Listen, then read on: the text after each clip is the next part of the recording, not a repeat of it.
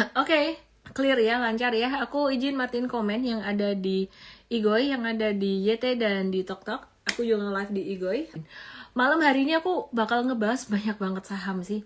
Ada banyak sentimen, tapi sekali lagi kalau metode super trader tuh kita nggak pakai sentimen sebenarnya, tapi tujuan dari live memang update market, update sentimen secara general. Kalau kalian masuk ke M-Trade, M-Trade Academy itu metodenya lebih ke kita pakai chart, bukan cuma sekedar technical, tapi metode super trader tuh bagaimana kita membaca cycle ya, dan juga money management gitu. Oke, kita mulai ya. Start dari IHSG seperti biasa, meskipun saya tidak pernah lagi. Kalau dulu saya pakai tahun-tahun dulu.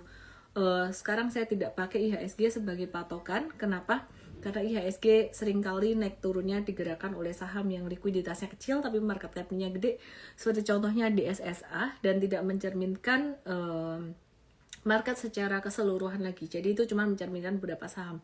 Beda dengan IHSG zaman dulu banget gitu. Terus sebelum tren saham konglo. Kemudian kalau US stocks, Dow Jones, Nasdaq, dan SPX, ya S&P 500, itu kita masih perhatiin indeks-indeksnya. Mari kita perhatikan yang pertama IHSG, tetap saya bahas karena sering menjadi perhatian. Dan ini selalu saya bilang tiap live, tiap malam saya selalu bilang bahwa saya nggak pakai IHSG buat patokan. Jadi kalau ada yang bilang IHSG mau ke 9.000, amin, monggo aja silahkan. IHSG ke 10.000, amin, monggo aja silahkan. Yang penting apa? Yang penting saham-saham kita ikutan naik gitu. Jadi IHSG kalau ke 9.000 yang dorong cuma di SSA atau saham-saham sejenisnya yang likuiditinya kurang tapi market secara keseluruhan nggak naik, ya percuma, bocai gitu ya, bocai. Oke, naik secara percentage hari ini turun 0,11% dan pattern rising wedges-nya udah patah. Apakah ini tanda turun? Sekali lagi, gak usah takut, gak usah pusing, karena ya sekali lagi ini nggak mencerminkan seluruh market, intinya itu. Dan hari ini yang aktif tuh dari grup MTech ada dari tech group seperti MTech, dan juga saham bank digital seperti BBYB masih merespon besok IPO Supa ya. Jadi cuman apa ya, seasonal aja menurutku gitu. Cuma nanti kita lihat chartnya secara lebih detail. Nanti aku akan ada bahas beberapa saham seperti Energi, Pegas, Medco, Elsa Akra, Indi Java, Best, dan juga saham-saham lainnya. Malam hari ini banyak banget yang mau dibahas, sentimennya banyak banget, dan thanks to my team yang udah support saya memberikan berbagai macam update. Jadi meskipun saya liburan, saya tetap bisa update teman-teman semuanya. Jadi kudos to M-Trade team. Oke ya. Oke, yang pertama aku mau update dulu soal asing net buy sell dulu ya. Jadi hari ini market di pasar reguler 18,3 T.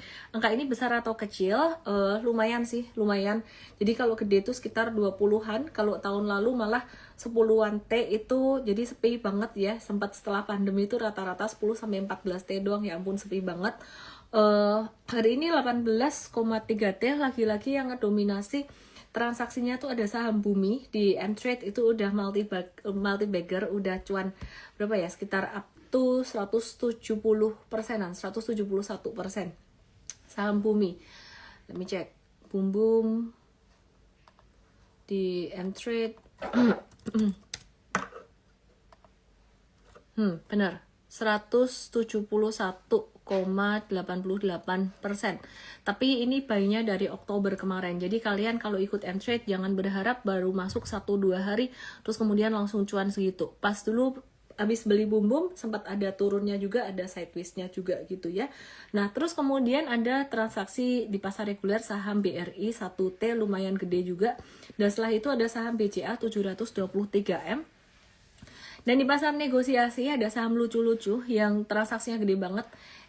Mr. DIY, transaksi 14 triliun, setelah itu CBDK 1,4 triliun, dan saham Care 719 miliar. Dan hari ini asing masih net sell 856 miliar totalnya yang di net sell. Ada saham Bum atau Bumi 381 miliar, BCA 226 miliar, Dewa 119 miliar, PRMS 183 miliar, PRPT 70 miliar. Terus gimana nasibnya saham-saham tersebut yang tadi di net sell? Nggak usah takut dulu, bisa jadi net sell-nya cuman turun sementara, tapi bisa juga turunnya signifikan. Nanti kita lihat chartnya secara lebih detail.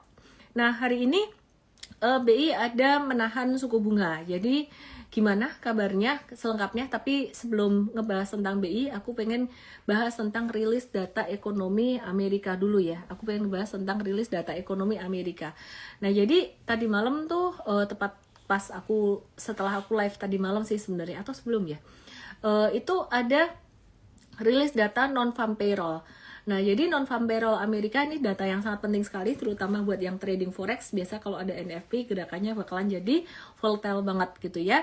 Jadi NFP November ini melemah secara tahunan dari 261.000 di November 2024 jadi 64.000 aja di November 2025.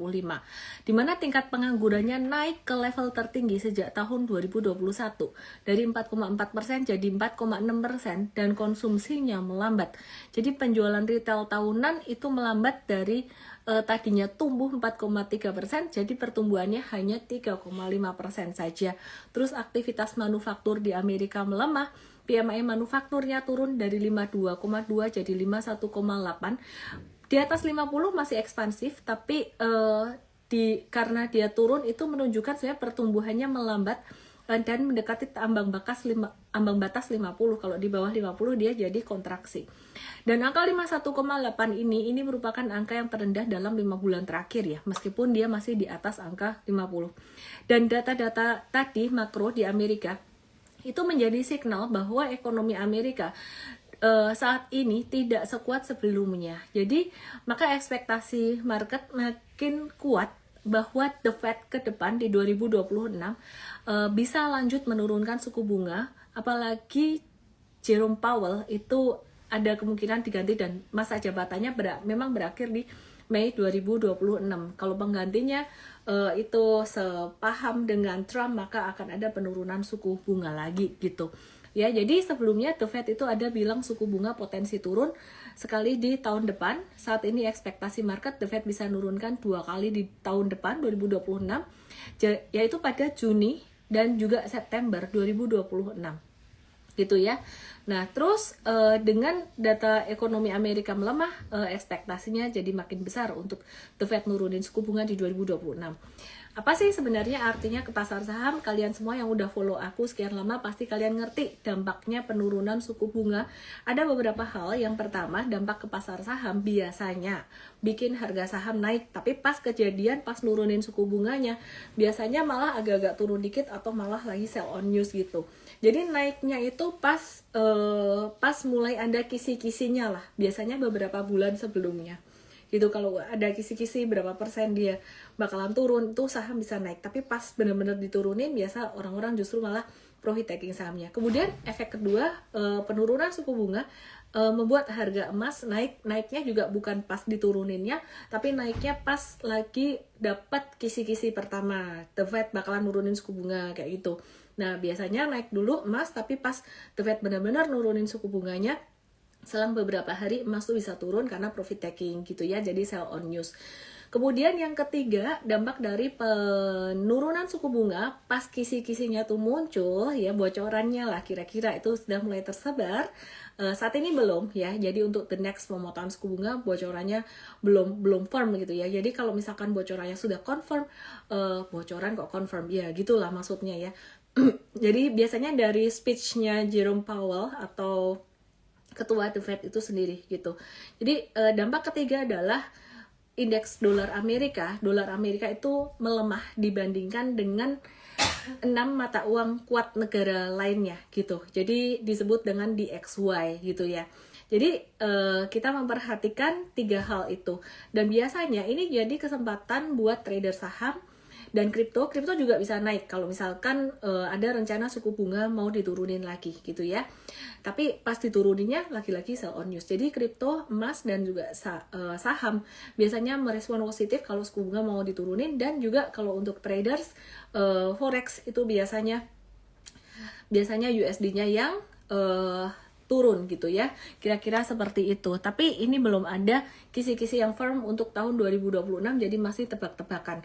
Nah, hari ini Bank Indonesia menahan suku bunga acuan di 4,75% dan suku bunga deposito juga ditahan 3,75%. Suku bunga pinjaman ditahan pada 5,5%. Kenapa ditahan? Untuk ngejaga stabilitas rupiah. Jadi kalau suku bunga diturunin, mata uang negara tersebut juga bisa ikut melemah gitu ya. Jadi kalau rupiah makin stabil, kita mau ngejaga rupiah, jadi suku bunganya nggak diturunin kan. Menjaga rupiah makin stabil, maka penggunaan cadangan devisa bisa diminimalisir, jadi bantalan ekonomi Indonesia tuh bisa potensi lebih tebal. Nah, jadi harapannya dengan keputusan ini, target inflasi bisa tercapai di kisaran 2,5% plus minus 1% pada periode 2025 sampai 2026 nanti. Terus keputusan ini tuh datang bertepatan di saat The Fed nurunin suku bunga, tapi BI nggak nurunin suku bunga. Kenapa? Kok aneh gitu ya? Sebenarnya nggak aneh, karena menurutku BI itu udah nurunin suku bunga 5 kali, sedangkan The Fed 3 kali. Dan ini benar, bagus keputusannya ditahan. Kalau sampai diturunin lagi, agak too much. Kenapa too much? Ya itu tadi, akan mengganggu nilai tukar rupiah terhadap mata uang negara lain. Jadi melemah terus gitu ya. Jadi nggak bisa diturunin terus gitu. Oke.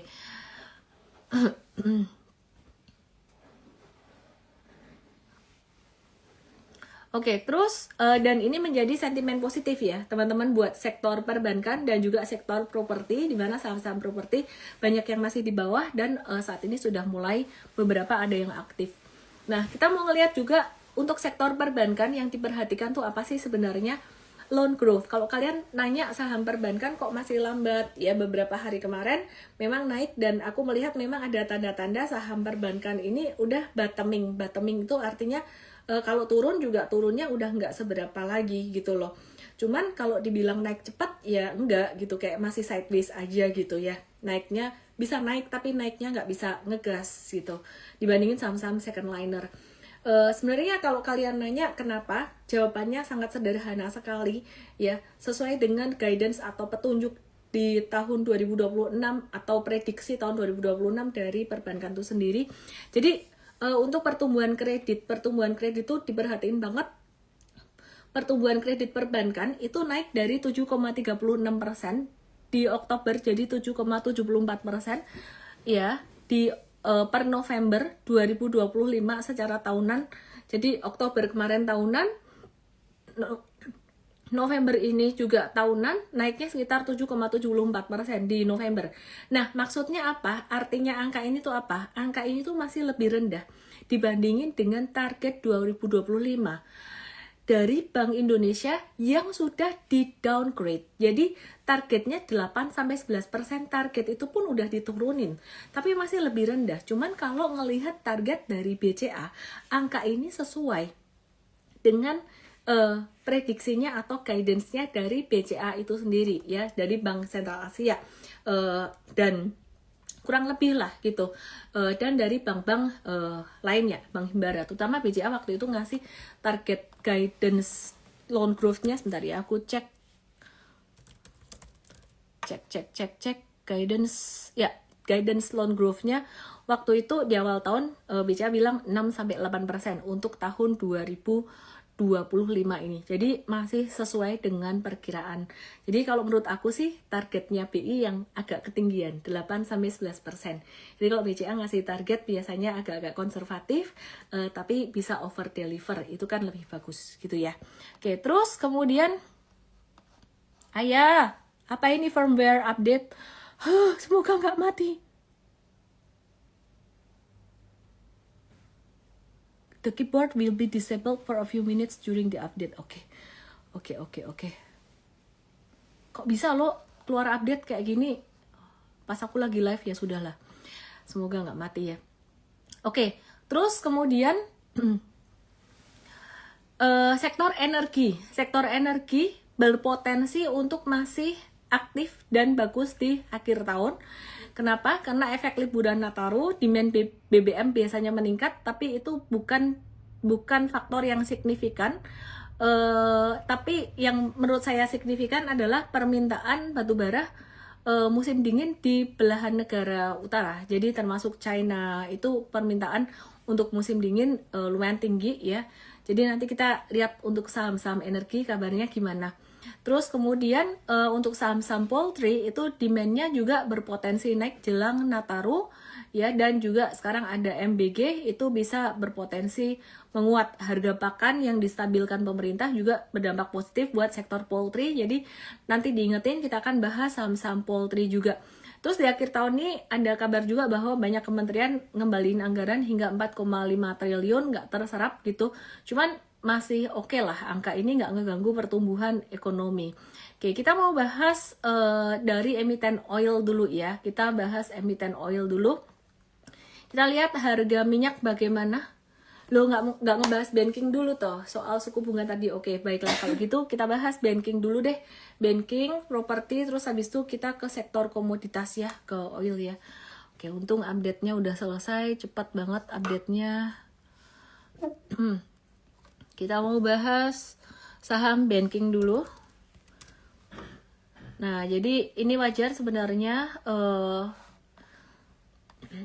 guidance loan growth di 2025 nggak begitu tinggi dan kenyataannya memang sesuai dengan ekspektasi. Nanti 2026 kalau guidance loan growth-nya bisa lebih tinggi berarti ya akan lebih bagus saham-saham ini gitu, saham-saham banking.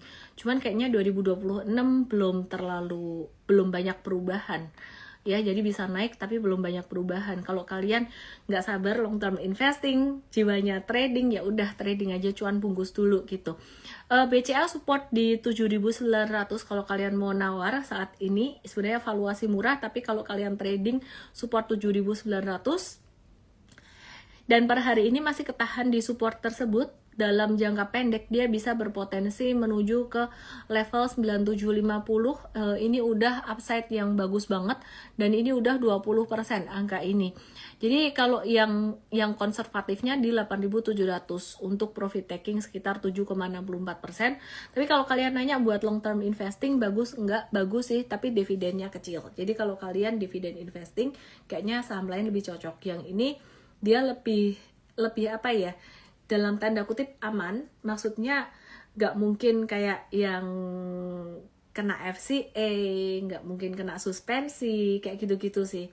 Jadi nggak mungkin kayak saham ini hancur gitu, nggak. Ya kalau turun ya turunnya normal aja, tapi kalau kalian berharap dia balik harga sahamnya one day, ya akan kembali gitu ya. Seiring dengan pertumbuhan ekonomi yang bagus, nanti loan growth dan rasio dari laporan keuangan perbankan membaik, asing juga akan balik lagi gitu. Ya, terus kemudian cepat aja saya bahas untuk BMRI dan kawan-kawan karena intinya ini sebenarnya sama. Dalam jangka pendek ini masih sideways ya. BMRI juga supportnya masih sama, belum berubah 48 dan juga 4680. Jadi teman-teman untuk yang punya jangka panjang masih ngehold. Nah, BBNI di 4220 support ini berguna kalau kalian trading mau nawar murah di area tersebut. Ini juga BBRI, ini supportnya di 3620 kalau kalian mau nawar murah di situ. Nah, terus kemudian ada juga saham BBTN yang di sini juga membentuk V-shape recovery. Supportnya saat ini di 1135. Aku pakai 1135 karena dia potensi mantul dan aku kalau kalian nanya dibandingkan 4 big banks tadi, menurutku BBTN yang paling potensi gerak duluan. Terus aku ke saham perbankan digital BBYB. BBYB-nya hari ini turun sekitar 8%, tapi menurut kami ini masih turun dengan kondisi normal retracement aja. Dengan normal retracement kenapa? Karena volume transaksinya kecil dan saat ini M-Trade masih ada saham BBYB itu cuannya sekitar 63 sampai 65% ya, 63 sampai 65%-an. Dari September 2025. Nah, aku pengen menekankan buat kalian, mungkin kalian seneng ya lihat, wah cuannya bisa banyak ya. Aku pengen menekankan buat kalian belinya tuh review buy-nya dari September. Nah, dimana artinya ini kalau naik, ini juga pas itu dalam perjalanan sempat mentalnya trader jangka menengah ini diuji juga. Bayangin waktu itu udah sempat cuan 30% terus kemudian turun jadi hampir BEP 2%. Nah, itu masih bagus. Bisa cut loss gitu loh. Nah, terus kemudian naik lagi. Nah, ini trader jangka menengah kayak gitu. Oh, investing toh? Kagak. Kalau investing pakai fundamental, malah lebih lama lagi ngeholdnya gitu. Ya, jadi ini gocekannya kayak zigzagnya lumayan banget gitu. Bisa cuan sampai berapa tadi? 60%-an tuh ujian mentalnya luar biasa buat teman-teman yang tidak paham. Nah, disinilah fungsinya M-Trade. M-Trade di sini berfungsi untuk membantu kalian buat tahu, oh ini sebenarnya turun masih normal atau enggak. Kadang-kadang kita juga bisa cut loss teman-teman. Jadi setelah kita buy, kayaknya patternnya bagus, tapi kemudian dia nggak lanjut naik, bisa juga kita bisa cut loss. Tapi yang paling penting di sini sebenarnya adalah kepastian itu tadi. Jadi teman-teman kan yang bingung, banyak uncertainty di market gitu kan. Di M-Trade bisa memberikan jawaban yang lebih ada conviction. Jadi teman-teman lebih mantap. Bukan berarti pasti 100% juga. Pernah nggak sih kita habis jualan, terus habis itu naik lagi? Pernah banget gitu. Nah, habis itu nyesel nggak jika naiknya nggak ada volume. Itu biasanya naik cuman jebakan jangka pendek aja, jebakan Batman aja gitu. Tapi kalau naiknya naik terus gimana? Ya udah biarin gitu ya. Jadi kita cari saham yang lain. Jarang terjadi seperti itu, tapi jika terjadi seperti itu, kita embrace aja. Artinya ya diterima aja gitu loh, bahwa yang penting kita cuan. Gak bisa semuanya harus perfeksionis. Beli harus di bottom banget, jual harus di pucuk banget gitu. Kayak matematika 1 tambah 1 sama dengan 2. Trading bukan ilmu pasti, tapi trading itu kita mesti sadar benar bahwa semua yang kita hadapi di market ini ketidakpastian. Jadi prinsipnya adalah probabilitas. Kalau secara probability kamu cuan lebih sering, atau mungkin kamu cuannya nggak lebih sering daripada kamu cut loss-nya, tapi secara pertumbuhan uangnya, jadi mungkin sering cut loss kecil-kecil, tapi sekali cuannya gede. Nah itu pertumbuhan secara uangnya juga bisa lebih banyak. Itu money managementnya kayak gitu juga bagus gitu.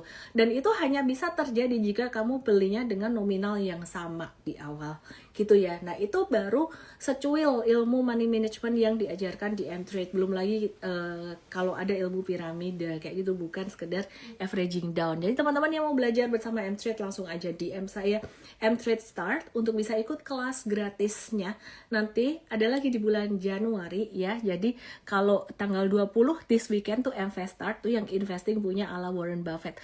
Kalau jadi kamu mau ikut dua-duanya boleh, tapi jurus kungfunya benar-benar beda banget gitu ya. Kalau trading, M-Trade Start di M saya EMTRADE START 10 Januari jam 10 pagi. Oke, mari kita lanjutkan dengan saham yang lain ya. Tadi aku ada bahas sektor komoditas, mari kita bahas saham-saham oil ya. Jadi kita lihat dulu harga minyak Brent crude oil dan WTI crude oil. Saat ini harga minyak lagi turun dan per kemarin lagi breakdown ya. Jadi breakdown ini bakalan berpengaruh ke saham-saham minyak seperti Medco dan Elsa. Jadi meskipun Medco kemarin ada breakout dari pattern falling wedges, kita mesti waspada juga, bisa kena stop loss juga ya guys. Dan saham kalian harus dilihatin tiap hari. Tadi aku ada ngobrol sama anakku, sebenarnya waktu liburan adalah waktu yang paling oke buat menyampaikan mindset gitu ya. Jadi pas nunggu di bandara aku aja lihat saham gitu ya. Tadi anak yang tadi yang nongol tadi dia bilang, kok banyak mah yang dilihat sahamnya, aku nggak mau lo ya lihat semuanya, ya udah lihat dikit-dikit. Tapi kenyataannya sebenarnya kalau kalian punya saham ya itu harus dilihat tiap hari. Kalau kalian nggak mau pusing lihat tiap hari, ada M-Trade yang bisa menemani Anda gitu. Jadi kapan hold, kapan sell-nya. Yang paling penting M-Trade Academy-nya harus ditonton, bukan cuma nonton bocoran trading ideas doang. Oke ya. Nah, jadi ini harga minyak berpotensi turun dan tahun ini memang jadi tahun berat bagi sektor energi global. Ini WTI crude oil belum, sebenarnya udah breakdown dikit sih. Gitu. Jadi harga minyak sempat turun, kalau WTI ini sempat menyentuh level terendahnya sekitar 55 USD per barrel ya. Ini terendah dalam lebih dari 5 tahun. Jadi kalau kalian perhatiin chartnya di sini, ini 2025 terakhir menyentuh angka itu tuh di 2021 bulan Februari. 4 tahun deh, 4 tahun. Jadi pelemahannya ini dipicu didorong karena suplai minyak global itu banyak melimpah. Jadi kalau sektor komoditi itu gampang ya, ngelihat supply and demand. Supply-nya kebanyakan, demand-nya sedikit, ya dia turun. Kalau pas naik tuh supply-nya dikit, demand-nya banyak. Ini supply-nya melimpah dan permintaannya sedikit atau demand-nya sedikit, jadi dia cenderung turun gitu ya. Kita mau lihat dulu saham oil satu per satu ya. Medco ini produksinya naik, labanya agak tertekan, pendapatan dan EBITDA-nya third quarter 2025. Kita balik ke daily chart. Pendapatan dan EBITDA Medco di tahun 2025 itu membaik di kuartal 3 2025 secara kuartalan dibandingkan kuartal sebelumnya.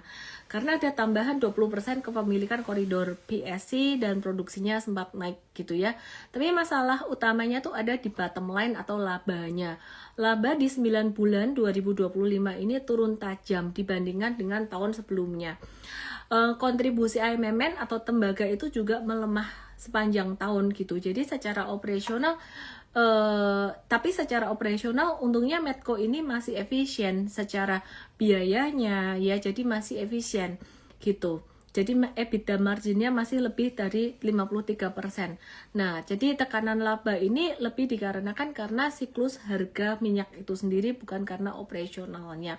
Di kuartal 4 2025 ini berpotensi lebih baik seiring dengan kontribusi penuh koridor PSC dan pemulihan AMMN dan juga izin ekspor tembaga gitu. Jadi sebenarnya dia nggak jelek tapi sensitif terhadap harga komoditas. Nah, kita masih lihat chartnya bagaimana. Chartnya Medco ini beberapa hari yang lalu dia sempat breakout dari pattern falling wedges 2 kali. Dia breakout dari pattern falling wedges, breakout terus turun lagi, jadi pattern falling wedges lagi, breakout lagi. Nah, terus sekarang kabarnya bagaimana? Yuk kita tarik garis di sini.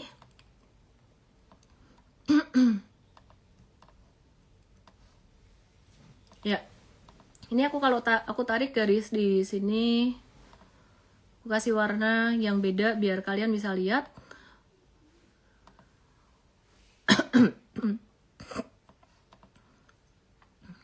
Oke, warna ungu ya, dia masih ketahan support di sini.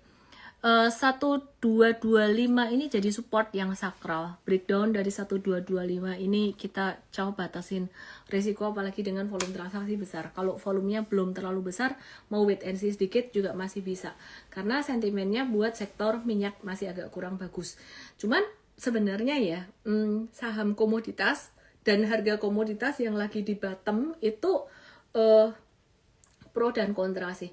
Jadi waktu itu aku inget harga nikel dan saham nikel di tahun 2025 April itu kan pas di bottom banget. Tapi waktu itu aku inget banget Pak Pandu Syahrir, CIO Danantara dalam sebuah acara, beliau tuh bilang bahwa sektor nikel itu menarik gitu. Kenapa ya? Karena harga komoditasnya di bawah, di bottom gitu. Meskipun kita bukan aliran kungfunya super trader itu bukan aliran beli di bottom. Kita nggak mau kayak beli di bottom, tapi kita belinya tuh sebenarnya tanda-tanda mau belok naik gitu ya. Jadi yang paling penting sebenarnya mau harga oil di bottom atau enggak, yang paling penting Medco jangan breakdown dari 12.30 gitu aja deh. Jadi ada juga investor besar, institusi yang memang suka harga di bottom. Jadi maksud aku nggak usah terlalu takut dengan ini.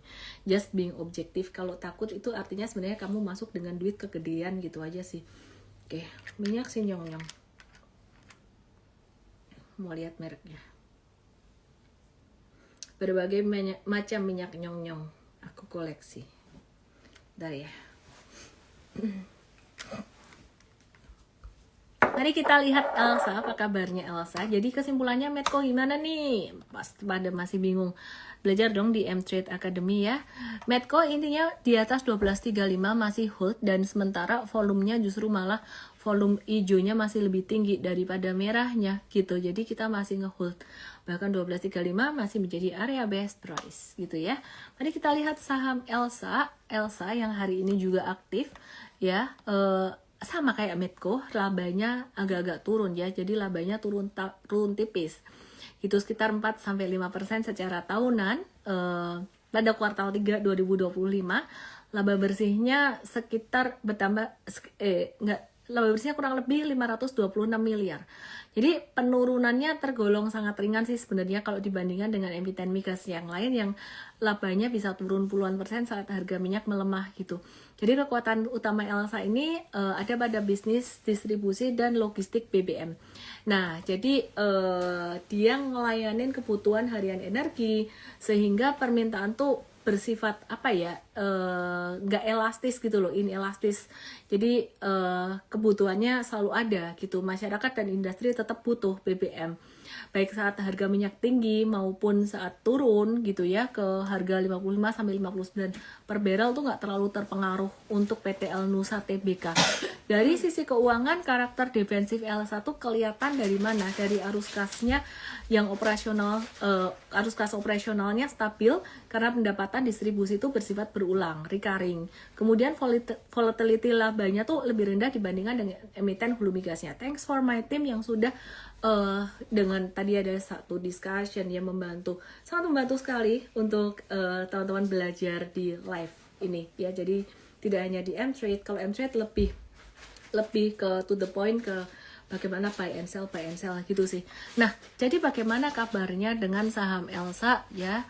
Teman-teman perhatikan di sini mirip banget kayak Medco, tapi bedanya Medco udah keluar dari downtrend pendeknya.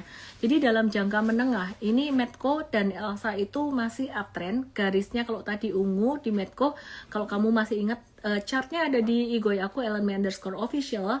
Follow Igoi itu INSTAGRAM. Igoi aku ELLENMAY_official ya. Aku lagi share chart di sini. Nah, ini dalam jangka menengah dia tuh lagi naik. Sedangkan dalam jangka pendeknya dia turun dan pas kena support di sini ya. Jadi pas kena support di sini. Nah, jadi nggak apa-apa. Nah, jadi teman-teman, ada kemungkinan si Elsa bakalan keluar dari downtrend jangka pendeknya yang aku kasih garis putus-putus ini ya. Ada keluar dari downtrend jangka pendek. Keluar dari downtrend tuh bukan berarti mantul langsung naik, tapi bisa jadi dia sideways dulu gitu. Kesimpulannya pertanyaan ini kan pas di support kuat semuanya ya, Medco dan Elsa. Ini potensial nggak sih buat buy on weakness? Potensial buat buy on weakness. Tapi sekali lagi karakter saham kalau kita beli di stage 1 atau di bawah itu belum uptrend gitu. Jadi kamu masih nunggu. Plusnya adalah kalau dia naik kamu dapat best price. Kurangnya adalah ya mesti ada waktu tunggu karena belinya di bawah atau di stage 1. Oke ya. Nah, jadi kesimpulannya kalau mau ngetes sih sebenarnya ini pas lagi di dekat-dekat best price. Dan kalau misalkan stop loss pun jarak ke stop loss juga jadi nggak terlalu jauh. Batas bawahnya Elsa 490, jadi breakdown dari situ. Cut loss kan sekarang harganya 498, nggak terlalu jauh sih gitu. Sebenarnya rugi gede atau enggak tuh bukan pada percentage harga sahamnya turun atau naik, tapi pada berapa banyak kamu beli saham itu. Masuk akal nggak sih kalau kamu belinya dikit jadi kamu merasa ruginya dikit, kalau kamu belinya banyak ya kamu merasa ruginya banyak. Demikian pula sebaliknya. Jadi ketika anak saya lihat sahamnya, secara percentage untungnya banyak, tapi kok serah duit dikit, ya kamu belinya dikit. Kira-kira kayak gitu aja. Tapi kalau kalian di awal mau langsung banyakin agak berisiko guys. Jadi kalau belajar tuh dikit-dikit dulu. Analoginya tuh kamu kalau belajar berenang kan nggak langsung di lautan ya, tapi di kolam cetek dulu. Atau jadi dokter nggak langsung bedah orang kan ya, yang apa sih ngelihat boneka dulu mungkin, atau bedah mayat dulu kayak gitu kan. Jadi ya ada proses belajar. Trader yang sukses harus rajin belajar. Oke, kemudian kita mau bahas Akra. Akra ini agak berbeda, harga minyak turun tapi bisnisnya tetap jalan, dan sama seperti Medco dan Elsa, dia pas lagi di area support juga, dekat area support, tapi ada yang beda dengan Akra. Akra ya, AKR, Korporindo. Dia nggak bergantung pada harga minyak. Pada third quarter 2025, kuartal 3 2025, Akra ini mencatat laba bersih 470 miliar, naik laba bersihnya secara kumulatif naik 12% pada 9 month 2025 dibandingkan tahun sebelumnya. Ya, jadi 1,65 triliun labanya. Jadi meskipun harga minyak lagi turun ke level terendah 5 tahun. Nah, jadi margin distribusi Akra ini sempat turun di kuartal 3 2025 dengan gross profit marginnya melemah ke 7,4% dari 9,2% di kuartal sebelumnya. Tapi penurunan marginnya tidak merusak laba karena volume diversifikasinya gede ya. Jadi Akra tuh nggak ngejual minyak mentah, dia ngejual aktivitas ekonomi berbasis volume dan kontrak, dan driver utama Akra itu berasal dari volume distribusi BBM industri, terutama ke sektor tambang, batubara dan nikel ya. Jadi lebih ke distribusinya, distribusi BBM-nya. Kemudian dia ada properti juga sebetulnya, properti industrial, kawasan industri JP dengan target penjualan lahan 80-110 hektar pada 2025. Utility and chemical land trading ada juga yang memberikan pendapatan yang recurring gitu ya. Jadi ada recurring income terus, jadi ini bikin dia lebih kuat gitu ya. Nah, jadi manajemen Akra sendiri dia bahkan melihat perbaikan ke depan permintaan BBM industri diproyeksi baik di fourth quarter atau di akhir tahun ini. Oke, terus free cash flow-nya juga masih kuat 2,1 sampai 2,4 triliun per tahun gitu ya. Oke, mari kita lihat chartnya Akra bagaimana. Jadi dia nggak kayak Medco dan nggak kayak Elsa ya gitu. Dia lagi di support dekat support 1220. Chartnya seringkali mengikuti chart harga minyak, padahal sebenarnya tuh beda dia ya.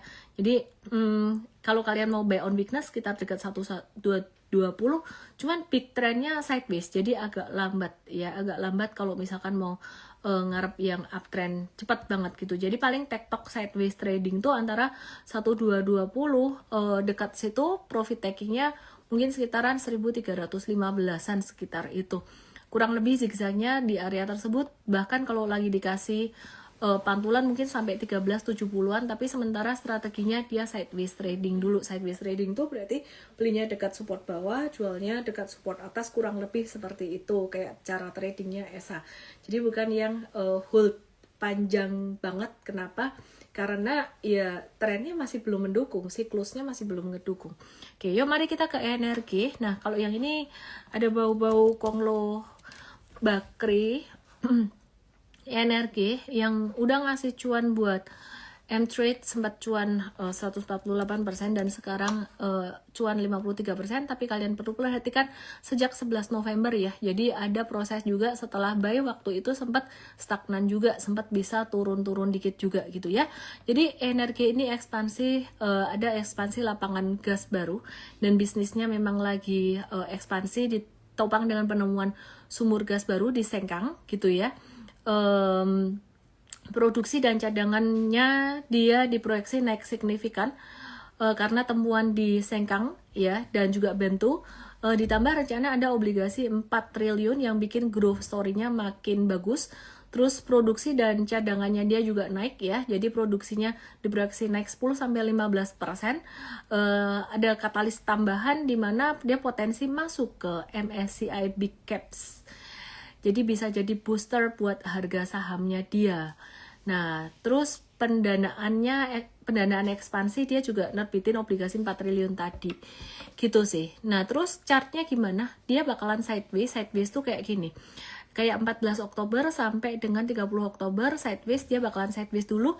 Bahkan aku berharap sidewaysnya semoga lumayan lama sih, sampai ke Januari. Kalau nggak ada sideways dia naik terus, malah sebenarnya buat kalian masuk agak riskan, agak bahaya. Nah, support sementara di 1380 kalau mau trading jangka pendek, dan aku berharapnya dia sidewaysnya lumayan panjang ya.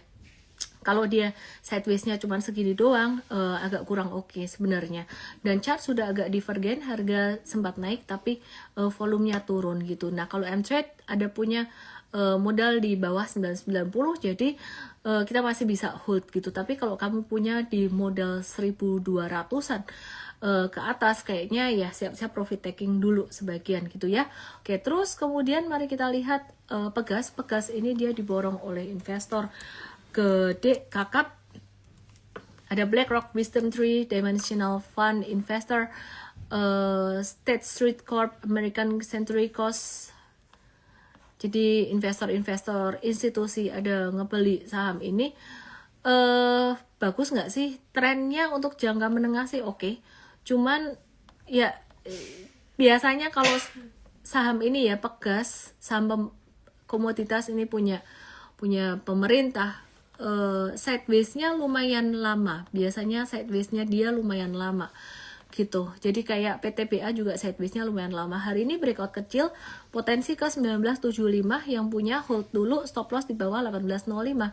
Ya, terus Atla ini juga ada mengantongi kontrak baru dari Pegas, tapi aku nggak merekomendasi untuk buy saham ini ya, jadi dia di bawah 100. Oh ya, mau ngasih tahu BBRI mau ngasih dividen buat kalian yang punya saham BBRI, nggak usah desperate karena kalian dapat dividen terus. Kapan hari ngasih dividen di bulan apa ya, Maret April kalau nggak salah, sekitar ada 8-10%. Nggak tahu kamu belinya di angka berapa, tapi ini mau ngasih dividen lagi, dividen interim. Kalau dibandingin harga saat ini berarti 3,7% ya. Jadi per lembar sahamnya 137 per lembar saham. Sebenarnya persentage setiap orang beda, bandingin aja dengan harga belimu berapa persen gitu ya. Jadi BRI mau bagi dividen lagi. Oke, BTN tadi aku udah bahas dikit ya, secara chart, secara fundamental aku mau update dikit. Di 11 bulan 2025 pendapatan bunga bersihnya naik 46,3%, labanya naik 21,1%. Bahkan secara fundamental pun lebih bagus growth-nya dibandingkan dengan 4 big banks. Kreditnya naik 8,74% dan angka ini bagus dibandingkan peers atau saham-saham perbankan yang lain ya gitu. Meskipun nggak bisa dibandingin apple to apple, size ngaruh kan, size-nya ini lebih kecil daripada saham 4 big banks.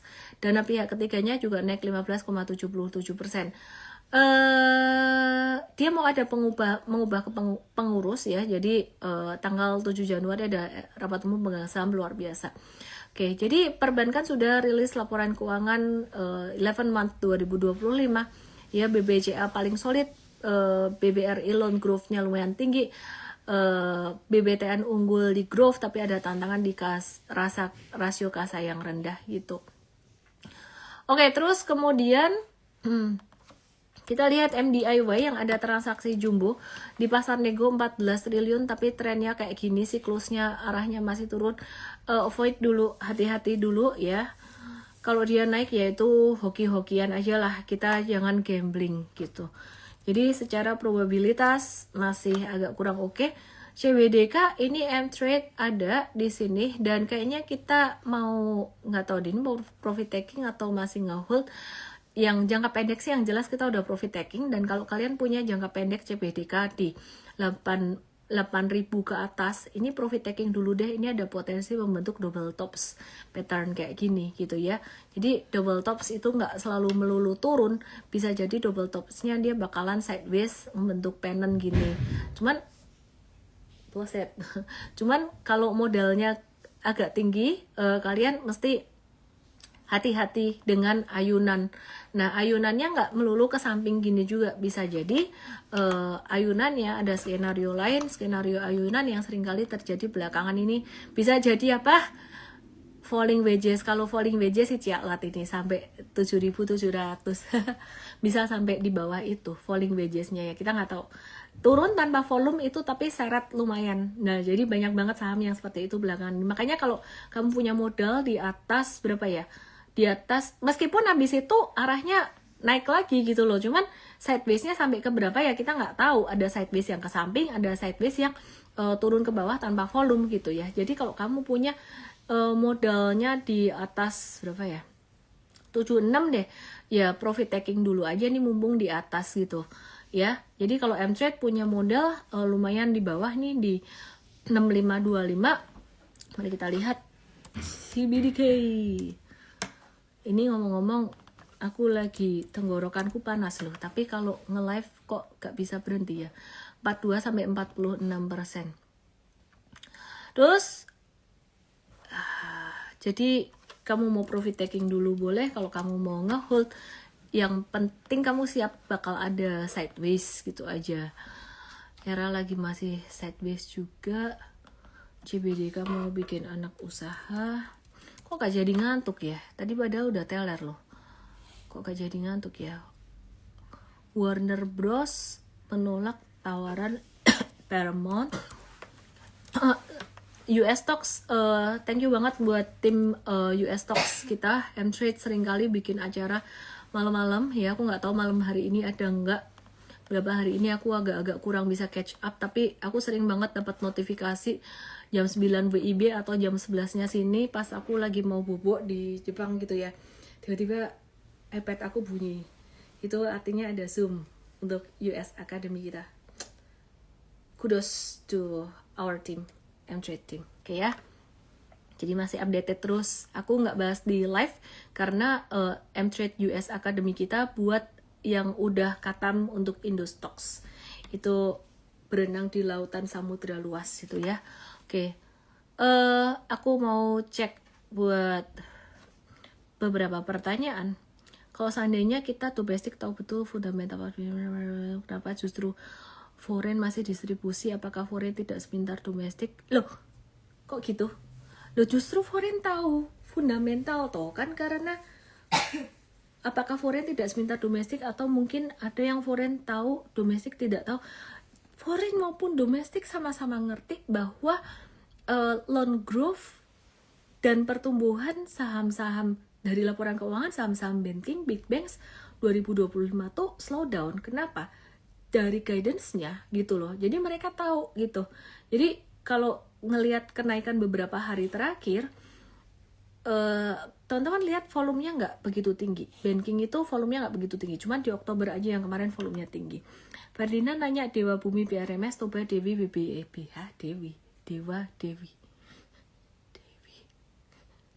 Dewa Bumi BBRS Toba.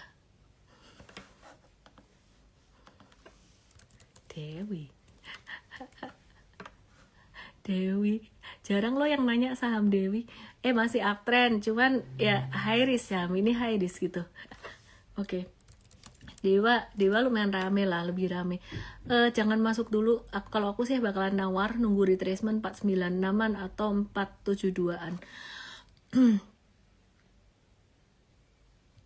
Jangan masuk dulu guys, ketinggian guys, biar dia turun dulu. Ratu sama, biar dia turun dulu sampai 9525, 9450. Apalagi ya, Dewa Bumi, bum bum. Suddenly anak saya nanya, bum gimana mah Bumi? Hah? What the heck? Tiba-tiba ditanya, Bumi, biarin dia retrace dulu. Retrace-nya bisa ke samping, bisa ke bawah. Ketinggian sekarang masuknya di sini guys. Ini tanda dia mau sideways lagi. Semoga sideways-nya lumayan panjang, jadi bagus kalau sideways-nya. Kalau dia kecepatan naik, buat masuk sekarang agak high risk. Tapi M-Trade sih mau sideways mau naik, kita sama-sama seneng sih. Karena M-Trade udah ada sejak Oktober kemarin ya, cuannya up to 171%. Yiha, keren ya. Oke, terus kemudian apalagi tadi ditanya Ferdinand. BBYB bukannya sudah aku bahas. BRMS sama Toba. BRMS lagi retrace, cakep sih retracementnya. Kalau dia turun lagi tanpa volume sampai ke 1045 pun bahkan masih oke. Nah, jadi ketahanan modal itu penting, jangan all in. BBYB sudah aku bahas. Toba juga dia masih di support di sekitaran level 790 780-an tuh masih oke, malah di best price. Disclaimer guys. Terus Java tadi aku kan mau ngebahas poultry ya, jadi kelupaan. Java hari ini dia breakout pattern cup with handle. Belum breakout, hampir. Cuman wes confirm ini patternnya cup with handle gitu. Oh, kalau gitu pasti naik dong. Jangan terbiasa ngomong pasti. Nggak ada yang pasti. segala sesuatu dalam hidup kita ini tuh apa sih yang pasti gitu loh. Oke ya, bisnis juga nggak ada yang pasti gitu kan. Nah saham apalagi nggak ada yang pasti, cuman probabilitasnya dia kemungkinan besar bakalan naik gitu ya. Oke, terus Antam BRI udah aku bahas. Banyak yang nanya saham Bum Antam. Aku summary ya. Antam normal retracement, saham emas-emasan juga normal retracement. Dan sorry banget malam hari ini Q&A-nya nggak bisa lama ya, jadi aku lagi intervene. Dan ini di sini hari ini aku pindah ke hotel yang bisa rame-rame sekeluarga gitu. Kalau kemarin kamarnya pisah, ini rame-rame. Jadi ini selama saya masih ngoceh, yang lain tidak bisa ngomong dan tidak bisa bobok juga. Jadi thank you so much buat yang udah nonton, dan mohon maaf saya nggak bisa menjawab semua pertanyaan kamu. Ketemu dengan tim saya di morning briefing besok. Sorry banget juga morning briefingnya aku agak on offan gitu. ADMR masih oke, hari ini malah bagus, membentuk ya, maunya udahan, tapi kalau ditanya penasaran juga kan kalian kan ya. Dan aku juga seneng. Ya aku jawab dikit lagi deh. Ini potensi cup and handle juga ya, ADMR-nya masih oke. Terus yang di TokTok yang di YT boleh follow Igoy aku @official, atau kalian bisa follow juga Igoy-nya mtrade_id buat saham Indo. Pesap juga sama, Pesap, Archie, HRTA semuanya normal retracement semuanya. Masih normal retracement. Terus harga emas saat ini lagi malah tinggi-tingginya, hampir mencapai level tertingginya sejak tahun ini. Dan aku coba cek dulu sejak kapan ya, sepanjang masa sih gold spotnya. Oke, terus cek question lagi yang di TokTok yang di YT kok Igoy aku @official. Sorry jangan intervene, jangan lupa minus video. Hai semuanya yang di Igoy. MTech, oh ya MTech kelupaan dibahas, padahal tadi jadi tema utama sebenarnya. Hari ini turun nggak bagus, belum breakdown tapi nggak bagus. Tanda kayak gini nih bearish engulfing, 9% kayaknya ini sell on news. Jadi besok kalau turun dari 1315 kita mau cut loss.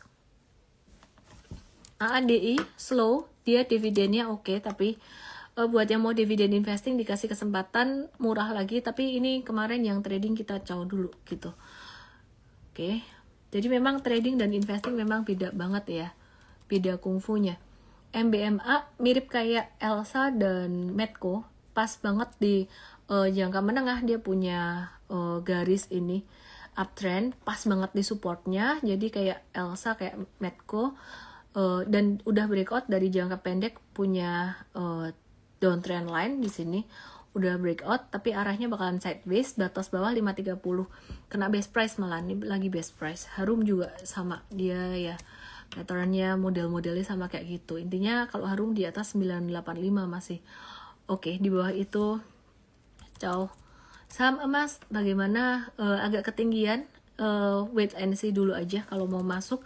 SSIA, BKSL banyak ditanyain. SSIA retrace juga sementara ini dia bakalan ada sideways dikit lagi, jadi wait and see dulu teman-teman ya, wait and see dulu. Oke, saya baru mau belajar, tidak tahu belajar dari mana dulu. Kalau kamu baru mau belajar, kamu belajar di mtrade start dulu sambil nontonin aku live tiap hari. Tiap hari harus konsisten, kamu nonton di mtrade start, webinar ini gratis. Tanggal 10 Januari jam 10 pagi, DM saya EMTRAD ESTART, gratis acaranya. Tapi kuotanya terbatas. DM saya, nanti kamu akan dikasih link pendaftarannya sama tim aku. Ratu udah aku bahas, Pesap tadi juga udah, sekilas Pesapnya. Terus kemudian emas rawan profit taking, saham emas, saham kode emas rawan profit taking. CDIA dia lagi dekat support 1790, kalau mau buy dekat 1790, di bawah itu cut loss. Indi jangka pendek rawan profit taking, kalau mau masuk dekat 2080 aja. mtrade udah masuk beberapa hari yang lalu. Patternnya Medco, Elsa, apalagi tadi ya, MBMA itu kayak kayak indie pas lagi di tanggal 11 Desember. Disclaimer guys, meskipun beda bukan beda sektor sih, sektornya masih komoditas tapi nggak sama persis. Pesak banyak banget yang nanyain, ini mirip juga kayak indie, jadi normal retracement. BRPT juga masih, menurut aku sih masih oke ya, dia di atas 39.30. Hari ini retrace, volumenya kecil, selama di atas 3390 masih oke. Di bawah itu batasin resiko. Buat teman-teman semuanya yang baru follow aku, welcome, selamat belajar. Kalau kalian nggak ngerti apa yang aku omongin di live, itu totally wajar banget. Dan kalau kalian mau belajar, DM saya, EMTRADE START, itu kelas pemula untuk belajar analisis metode super trader kita. Nanti akan dikasih linknya tanggal 10 Januari, gratis, jam 10 pagi, pasang di kalender kamu. Tapi kalau kamu baru mau masuk di saham dan mau belajar buka akun saham dulu, bisa ketik BAS atau ketik buka akun saham di IGOI saya, @elme_official. Kalau kamu mau belajar saham dari nol, ada kelasnya juga dan semua ini gratis. Kamu bisa belajar ketik SDO, kodenya SDO, atau bisa juga tulis saham dari nol. Jadi ada 3 kelas saham dari nol buat belajar saham untuk pemula, belajar mekanisme saham pemula. BAS, buka akun saham untuk buka akunnya, sedangkan strateginya, metodenya ada di Mtrade Start. Ketik EMTRADESTART. So sorry semuanya tidak bisa bahas semua pertanyaan kamu, tapi sudah memfasilitasi dengan banyak kelas yang pastinya terjangkau buat kalian semuanya. Jangan lupa DM di IGOI saya, INSTAGRM saya, @elme_official. Follow IGOI Mtrade_ID buat saham Indo, Mtrade.us buat US Stocks, Cryptofolio ID, dan juga Beyond Money ID. Ada pesanan dari HR saya, kita masih terus hire management trainee ya, fresh grad, area job dari Solo dan Semarang. Thank you semuanya, selamat malam, salam profit, bye, dah lah, bye, good night. Yang ketinggalan UNTR selalu loh. UNTR dekat support, bisa di watch UNTR dekat support ya, dekat 27650. PKSL jangan dulu, abis jatuh volume gede ya, wait and see dulu. SD0 nya ketiknya di DM, jangan di sini. Dapat watchlist satu lagi tuh UNTR. Pani lagi sideways, caw dulu, jangan ini, wait and see dulu. Thank you so much semuanya, dadah, selamat malam. Apa? Good night, salam profit. Nambah terus, wes. MBM udah tadi, nonton YouTube aja. Dah. Di up 1 jam lagi ya. Bye.